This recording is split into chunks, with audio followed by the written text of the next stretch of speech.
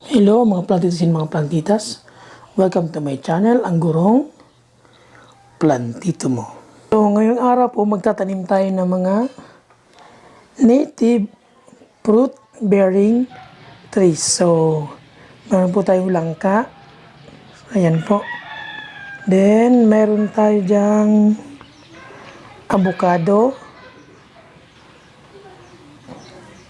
At meron din tayong mangga. So, ayan po. Pinunla ko lang po siya sa isang sako para po mas madali ang pag-maintain sa kanya at pagpapatubo natin. So, since po medyo burol yung aking pagtataniman, nagdala ko ng bolo at siyempre yung pangukay at nagsuot ng bota. So, para po hindi tayo makaapak o kung makaapak man tayo ng ahas, hindi tayo makakagat. So, ayan po. Magsimula na tayong magtanim. So, dito po, so ako lang po yung mag-isang video. So, hindi ko po sa inyo mapapakita yung actual na pagtatanim. So, ayan po, naitanim ko na yung dalawang mangga. So, dito lang po siya sa babang bahagi ng ating burol. Then, ito na po, punta na tayo sa taas. Medyo mataas na ng konti. Hanap tayo ng place na pwede nating pagtaniman. So, meron po kasi ditong mga manok. So, dito na po tayo magtanim sa part na to ng ating ang ating langka. Then, hanap tayo ng mga susunod na pagtataniman. So, may mga taniman din po ditong ibang native trees at endemic trees. So, dinadagdagan ko lang po siya. So, ayan, mas probably dito tayo sa part na ito tatanim dyan po sa malapit sa may, ayan, taro. Ayan na po. So, ayan po. Naitanim na natin yung isa pang langka. Then, medyo pataas na po tayo habang naghanap. So, marami po ditong bato at nakakatakot na may ahas. So, dito na po tayo magtatanim ulit ng sunod nating langka. Then, pataas na po tayo ulit. So, ayan, medyo matarik na po yung daan dito. So, hinahinay lang po tayo para hindi po tayo matumba at magkaroon tayo ng gasgas o ng bali sa katawan. So, ayan po. Medyo nakakatakot lang kung meron ditong so, ingat lang po tayo ng konti. So, sanay naman po tayo dyan sa mga masusukal na daan at sa mga matataas na damo. So, dito po nagtanim na ako dito ng lukban. So, ayan po. Yung dalawa. Kaso itong isang ito, hindi po siya na buhay. Itong isa lang pong ito ang nabuhay. So, ayan po. Lukban po yan o pomelo. Mga ilang buwan na rin po yan. Then dito tayo magtatanim ulit ng isa pang langka. So, ayan na po.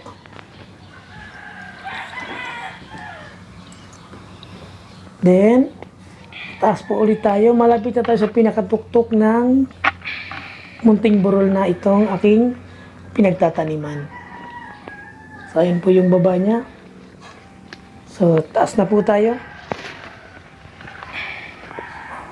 So, ito po. Medyo mahirap lang ng konti kasi yung mga lupa dito, nadadala na siya ng tubig ulan. Kaya nga po nagtatanim ako ng mga native trees dito para po hindi maubos na madala ng tubig o mag-erode yung ating lupa dito sa taas na to. Kasi marami po ditong bato na maaaring mahulog anumang oras at delikado po dun sa malapit sa bahay namin.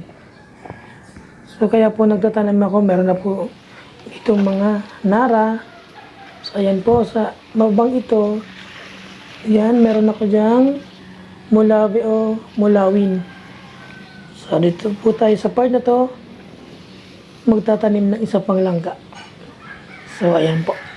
Lilinisan ko lang po yan ng kaunti. Then, magtatanim po tayo dyan. So, naitanim ko na yung isa pang langka. Yung pinakalas na langkang tatanim natin. So, baba na ulit po tayo kasi nakaikot na tayo dun sa pinakataas na din. Pababa na ulit tayo. So, ito po medyo masukal na. Marami na dito mga ipil-ipil. Pero ginagamit ko po yan na pang substrate sa aking vermicast. So, ayan po. Dito po sa part na to, dito na tayo magtatanim ng ating langka. So, medyo patagilid po kasi yan. So, ayan po, naitanim ko na yun sa panglangka. Then, baba na po tayo. Nakaikot na tayo. So, maghanap po tayo dito ng part na maaari natin pagtaniman ng ating avocado. So, dito na po tayo sa part na ito magtatanim ng ating avocado. So, ayan po, naitanim ko na siya. Then, hanap po tayo ulit ng mapagtataniman pa natin ng isa pang avocado. So, tingnan natin. So, ayan dito sa part na to. Pwede tayo magtanim dito. So, medyo maganda yung lupa dyan. So, ayan po, naitanim ko na yung isa pang avocado. Katapos ko namang magtanim, lalagyan ko po siya ng dalawang kahoy o yung parang poste para po hindi siya matapakan kapag nagpabunot po kami ng damo dito o nagpa-linis na naman. So, hindi po matatapakan o hindi po nila mapuputol yung mga tanim namin na kahoy. Gawa po ng meron tayong nakalagay na ayan po yung poste niya. Makikita nila. So, mataas po yung nilagay kong dalawang kahoy na poste para po makita agad ng mga maglilinis na mayroon palang itinanim na punong kahoy dito sa mga part na ito. Ito yung maging advantage ng pagtatanim natin dito ng mga native fruit-bearing trees. So, unang-una po, makakatulong ito sa pag-promote po ng diversity o ng ecosystem natin dito. So, kasi po yung mga ibon, so, kakainin nila yung mga bunga. Then, yung ibon naman, kakainin ng ahas o ng iba pang animal. So, sa ecosystem po, pasunod-sunod natin, matutulungan natin yung mga animals na nasa malapit. Po tayo sa pagdami ng mga native na animals, ng mga insekto, ng mga ibon, kapag nagtanim tayo nito. Kasi po kilala ito ng mga mga animals dito sa Pilipinas kasi nga native dito. So, karamihan po kasi namumugad o gumagawa ng bahay ng mga animals ay sa mga native trees kasi po kilala nila.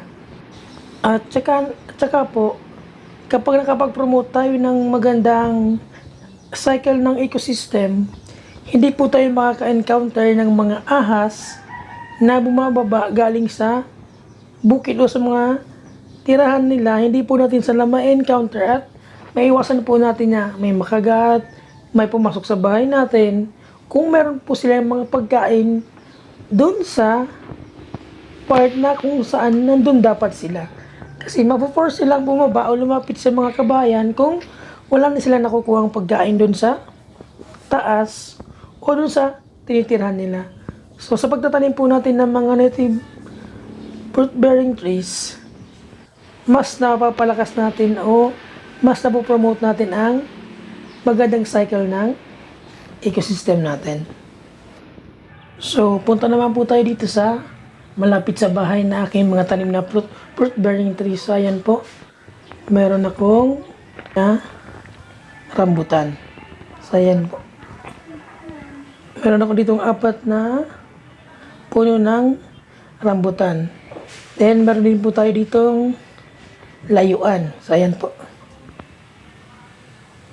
So, medyo malaki na po yan. So, mga 5 years pwede na po mag-harvest dyan ng bunga. So, dito naman po sa malapit sa unahan ng bahay namin, meron akong tanim na atis. So, ayan po.